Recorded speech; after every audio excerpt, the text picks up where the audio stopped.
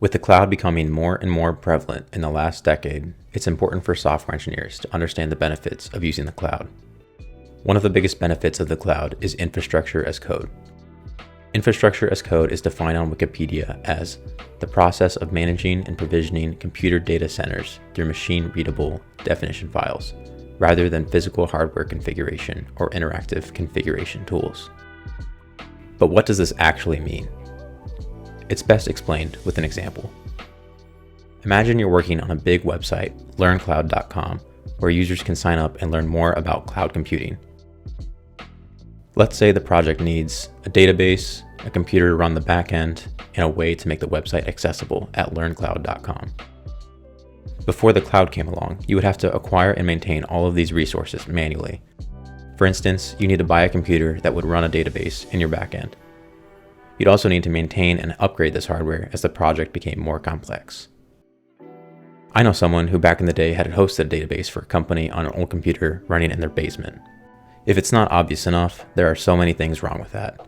Like what happens if the power goes out, or the hard drive fails, or the database needs to scale up. This all requires a ton of manual work and maintenance. With infrastructure as code, these problems become a lot easier to solve. You can simply define each of the resources you need in a file. Then send the file off to a cloud provider, and these resources are created for you. Let's see what the infrastructure code would look like if we wanted to deploy our project, learncloud.com. Essentially, we just need to define all the resources needed to host our site. Remember, we need a database, a computer for the backend, and a way to make the website accessible. First, let's just define a database. We'll specify a MySQL database.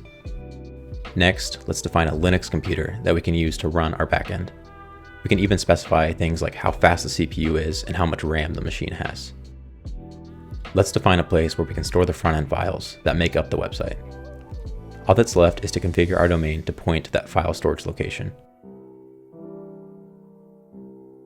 And just like that, we can run a single command and have our cloud provider give us these resources to use at our disposal. Let's say over time our backend starts throttling because of a growing user base.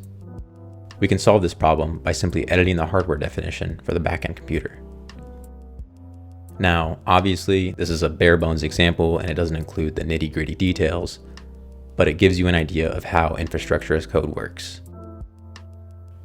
If you found this video helpful or informative, make sure to hit that like and subscribe button to see more content like this.